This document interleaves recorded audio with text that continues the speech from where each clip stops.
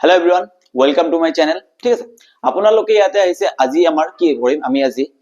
মানে টেট যেটো পৰীক্ষা হ'ব গৈ আছে জিটি আৰু পিজিটি তাৰ ওপৰত আমি pair of linear equation in two variables এটো যেটো চেপ্টাৰ আছে কাৰণ ক্লাস 10 লেভেলৰ প্ৰশ্ন থাকিব বুলি কৈছে আৰু ক্লাস 10 লেভেলত এটো হল আমাৰ চেপ্টাৰ আছে এটা তাৰ পৰা আমি কিছুমান প্ৰশ্ন কৰিম ঠিক আছে প্ৰশ্ন কৰাৰ আগতে আমি কিছুমান মই প্ৰশ্ন একেবাৰে নকৰো মই জাস্ট কি কৰিম মই জাস্ট এটা বস্তু ট্ৰি কৰিম আপোনালোকক কনসেপ্ট লগতে ট্ৰিক্স কিছুমান শিকাই দিম আপোনালোকক তাতে হৈ যাব এটা ক্লাছত গোটেই চেপ্টাৰ ফিনিশ আৰু চেপ্টাৰটো মই কৈছো হৰু চেপ্টাৰ হৰু ভিডিওটো হৰু ভিডিও হ'ব লগতে হৰু ভিডিও এটাত মই কনসেপ্ট শিকাই দিম লগতে দুটামান প্ৰশ্ন কৰি দিম এনেকা ট্ৰিক্সত শিকাই দিম আপোনালোকে মই এইটো গ্যাৰান্টি দিব পাৰিছো এই চেপ্টাৰৰ পৰা যদি আপোনালোকৰ পৰীক্ষাত কিবা এটা প্ৰশ্ন আহে আপোনালোকে 100% টাস্ক কৰি থৈ আহিব পাৰিব ঠিক আছে চাও প্ৰথমে আমি কনসেপ্টৰ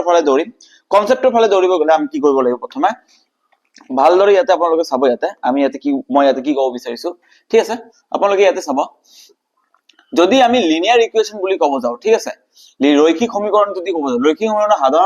সাধাৰণ যেটো সমীকৰণ থাকে এই সমীকৰণটো কি হয় আমি জানো ax by c = 0 এইটো হয় আমাৰ সাধাৰণ সমীকৰণটো ঠিক আছে কথা এইটো এতিয়া কথাটো হল যে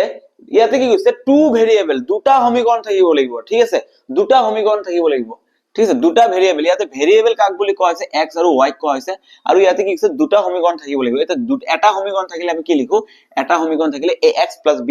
c = 0 এতিয়া যদি আমাক দুটা সমীকৰণ দিয়ে এই ঠাইত আমি কি লিখো a1x b1y c1 = 0 এইটো এটা সমীকৰণ লগতে a2x b2y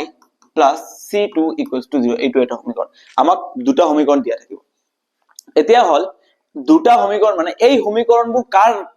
কাৰ সমীকৰণ হয় মনত ৰাখিব এই সমীকৰণৰ যেটো আমি গ্ৰাফত যেটো এইটো ৰেখা আমি পাও ন এই সমীকৰণটোৰ ৰেখা সেই ৰেখাবোৰ সদায় একেবাৰে ৰৈখিক মানে সৰল ৰেখা হয় এনেকা বেকা বেকি ৰেখা নহয় এইটোৰো আমি কিবা এটা ৰেখা পাম সাপোজ কৈছো আমি কিবা এটা ৰেখা পাম এতিয়া দুটা সমীকৰণ মানে আমি দুটা ৰেখা পাম এতিয়া দুটা ৰেখাৰ আপুনি কওকচোন দুটা ৰেখাৰ কি নিয়ম হ'ব পাৰে প্ৰথমে এটা নিয়ম হ'ব পাৰে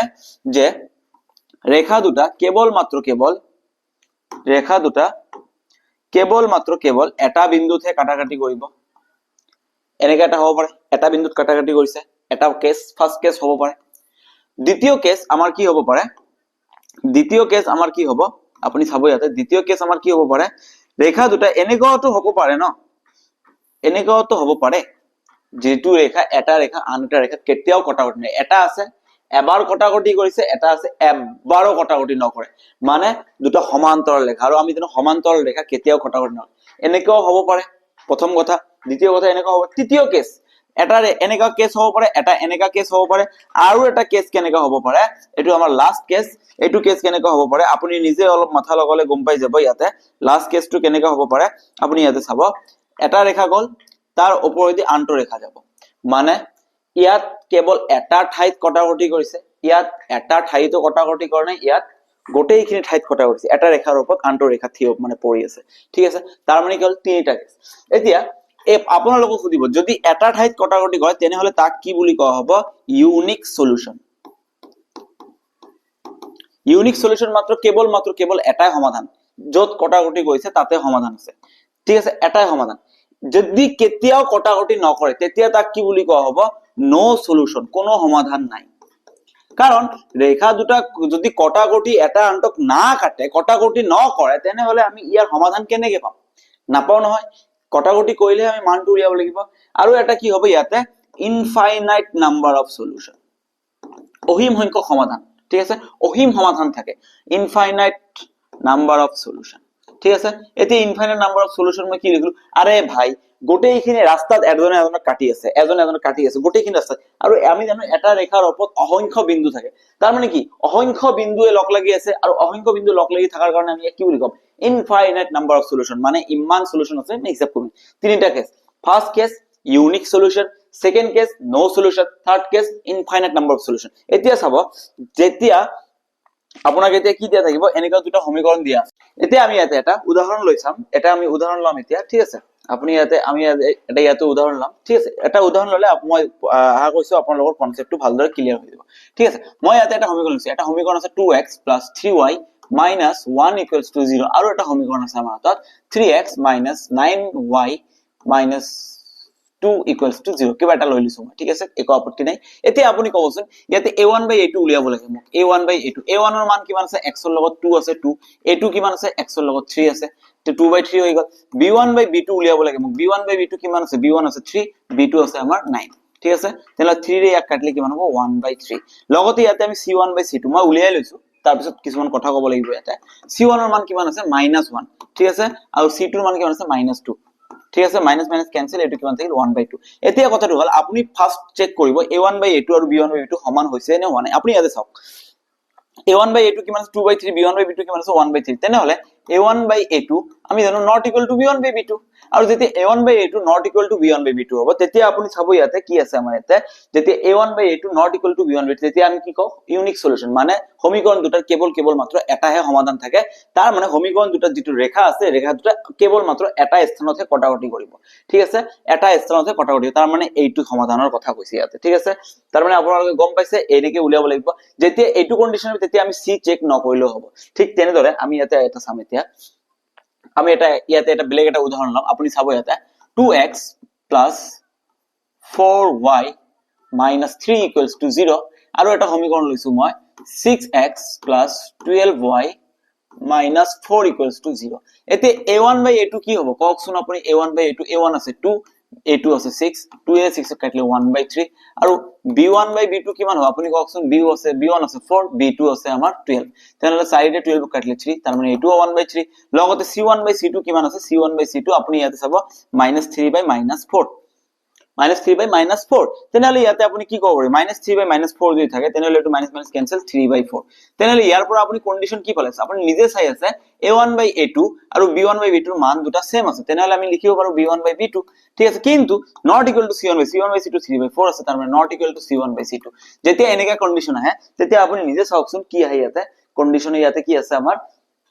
no solution a1 by a2 equals to b1 by b2 not equal to c1 by c2 তেতিয়া আমি কি কও no solution তাৰ মানে no solution মানে কোনটো বুজাইছে আমাক ইয়াতে no solution মানে আমাক এইটো বুজাইছে যে ৰেখা দুটাল কি আছে সমান্তৰাল আছে আৰু কেতিয়াও কটাকটি নকৰে আপোনালোকে বুজি পাইছে মই আশা কৰিছো ইয়াতে তেনে হলে এই দুটা সমীকৰণৰ উত্তৰ কি হৈ যাব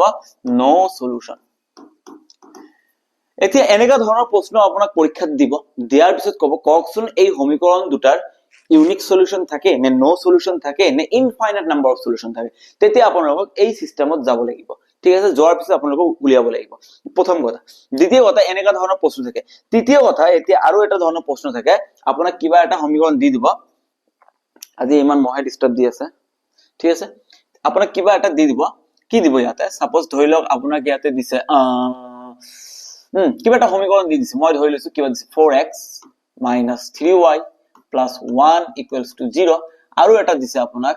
2x - 2y - 3 = 0 এতিয়া কৈছে find x and y এটা ট্ৰিক চাব লাগিব ইয়াতে ট্ৰিক ধুনিয়া এটা ট্ৰিক শিকাই দিম মই আপোনালোকে জাস্ট চাব ফোকাসড থাকিব ঠিক আছে কেনেকে মই কৰি আছো আপোনালোকে হেতু চাব ঠিক আছে ইয়াতে আপোনালোকে এটা বস্তু ভালদৰে চাব কিন্তু মই কি কৰি আছো ইয়াতে ঠিক আছে আপোনাক x ৰ মান যেতিয়া উলাব লাগে তেতিয়া আপুনি x টো ঢাকি ধৰক কি থাকিব আমাৰ হাতত কি থাকিব -3 * -3 x = -3 * -3 কিমান হ'ব -3 * -3 9 হৈ যাব মাইনাস প্লাস ঠিক আছে এটো ঢাকি ধৰক -3 * -3 তাৰ পিছত -3 * -3 9 হৈ গল তাৰ পিছত এইটোৰ পৰা এইটো -2 * 1 -2 * 1 কিমান হৈ যাব -2 তলত কি থাকিব চাইছে বস্তুটো আপোনালোকে মন কৰিছে মই কি কৰিলো যেতিয়া x = লিখিছো তেতিয়া x ক ঢাকি ধৰিছো -3 * 3 আৰু -2 * 1 + 1 মাইনাস কৰি দিছো ঠিক আছে প্ৰথম কথা দ্বিতীয় কথাতে কি কৰিম এতিয়া লাষ্টৰ এইটো ঢাকি ধৰিম ধৰি কি থাকিব আমাৰ 4 * -2 4 * -2 কিমান হ'ব -8 2 * -3 -2 * -3 2 * -3 2 3 গুণ 6 -6 শেষ x ৰ মানটো পাই গলো এটো মাইনাসে প্লাস 9 + 2 কিমান হৈ যাব 11 আৰু ইয়াতে কিমান হৈ যাব 8 আছে ইয়াতে -8 -7 প্লাস 6 ঠিক আছে তাৰ মানে -8 + 6 = -2 তাৰ মানে x ৰ মান আমি কি পালো 11/-2 that means -11/2 x ৰ মানটো ঠিক তেনেদৰে যেতিয়া y ৰ মানটো আমি উলিয়াবলৈ যাম y ৰ মানটো উলিয়াবলৈ হলে আমাক কি কৰিব লাগিব আপুনি ইয়াতে নিজে চাব কি কৰিব লাগে যেতিয়া y টো উলিয়াব যাম তেতিয়া আমাক কি কৰিব লাগিব আপুনি নিজে কওক তেতিয়া আমাৰ কি কৰিব লাগিব 1 into 2 এইটোৰ লগত এইটো পূৰণ কৰিব লাগিব তেনে 1 into 2 কিমান হৈ যাব 2 ওপৰ 2 লিখক ঠিক আছে আৰু এইটোৰ লগত 4 into 3 4 into sorry minus 3 আছে 4 into minus 3 12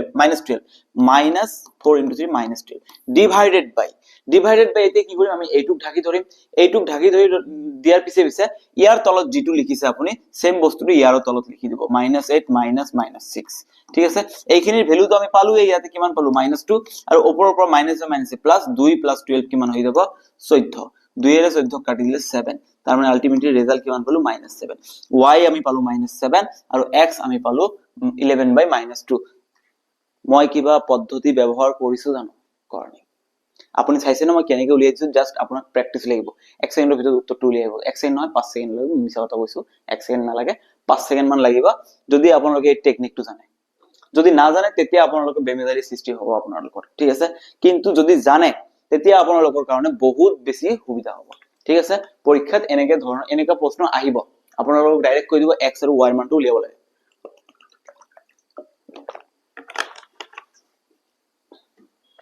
ঠিক আছে এতিয়া চাওক বেলেগ এটা প্ৰশ্ন কৈছো কেনেদৰে কৰিব লাগে আকৌ এবাৰ মই কৈ দিছো ঠিক আছে ইয়াতে চাওক কি আছে ইয়াতে সাপোজ ধৰি লওক 3x minus 2y plus 3 equals to 0 যিকোনো একটা সমীকরণ লৈছো মই আৰু এটা সমীকরণ কিবা এটা মই ভাবি লৈছো 4x minus y plus y 4x plus y 4x plus y minus 1 equals to 0 easy ধৰি লৈছো এবাৰ এতিয়া চাওক x ৰ মান উলিয়াবলৈ হলে আমাৰ কি কৰিব লাগিব ভাবি লওক x টো নাই -2 into -1 কিমান হ'ব -a plus 2 1 গুণ 2 মাইনাস এটা দিব লাগিব ইয়াতে y রাখলে কোনো নাই মানে 1 আছে 1 into 3 কিমান হ'ব 3 1 গুণ 3 ডিভাইডেড বাই এতিয়া আমি কি কৰিম এইটো বাদ দিয়াৰ পিছত 3 পূৰণ 1 কিমান হ'ব 3 4 পূৰণ -2 এটা মাইনাস দিব লাগিব 4 পূৰণ 2 8 মাইনাস আছে এটা -8 কিমান হৈ যাব 2 ৰ পৰা 3 গলে -1 মাইনাসে প্লাস 3 আৰু 8 প্লাস কৰিলে 11 তাৰ মানে x ৰ মান আমি কি পালো -1/11 কিমান সময় লাগিল আপুনি নিজে কওক দ্বিতীয় কথা এতিয়া আকৌ কি কৰিব x ৰ মান y ৰ মান উলিয়াবলৈ তলৰটো সেম থাকিব ওপৰটো কি হৈ যাব y উলিয়াবলৈ হলে আপোনালোকে y টো বাদ দিয়ক এতিয়া কি কৰিব লাগিব এই লাষ্টটো আহি 4 ৰ লগত পূৰণ হ'ব 3 into 4 কিমান হৈ যাব 12 minus 1 into 3 কিমান হৈ যাব 3 into 1 3 minus 3 ইয়াতে কিমান হৈ যাব মাইনাসে প্লাস 12 plus 3 15 আৰু তলত থাকিব 11 তাৰ মানে y ৰ মান কিমান পালো আমি 15/11 কিমান ধুনীয়া এটা প্ৰশ্ন আপোনালোকে গম পাইছে কেনেকৈ সমাধান কৰিলো মই just in 2 lines answer finished আপোনালোকে এনেকা ধৰণৰ ট্ৰিক আপোনালোকে যদি জানিছিলে বহুত ভাল আছিল যদি জানা নাছিলে তেনেহলে আজি আপোনালোকে গম পাইছে কেনেদৰে কৰিব লাগে ঠিক আছে আশা কৰিছো আপোনালোকে বুজি পাইছে এইখিনিৰ ভিতৰতে প্ৰশ্ন থাকে তাৰ বাহিৰত প্ৰশ্ন নাথাকে আপোনালোকে এইখিনিৰ ভিতৰতে হাজু হওক পৰীক্ষাত আহিলে চাই লব বাস আজিৰ কাৰণে এইখিনি ধন্যবাদ